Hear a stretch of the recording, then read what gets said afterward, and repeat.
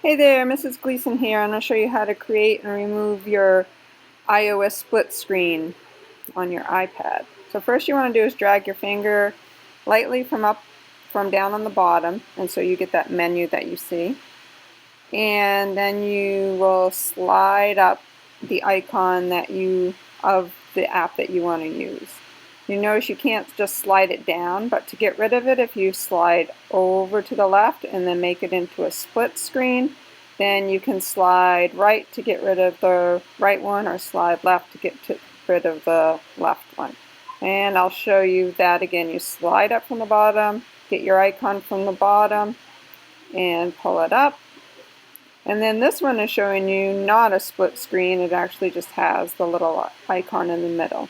If you want to bring that back in, then if you tap and hold it a little ways, then it will allow you to bring it back in and do the split screen. What you can do with this is allows you to be in two apps at once. The app that you are dragging in has to be down on your dock in order for this to work.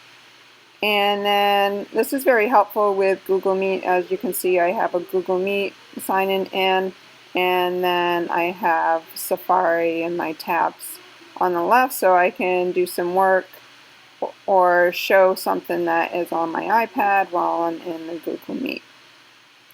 Might be helpful to show your students that way as well. And now I'm going to show you how to get rid of the split screen again. So if you drag it down and then pull it over to the right, then you get your split screen, and then you can go left or right depending on which one you want to get rid of.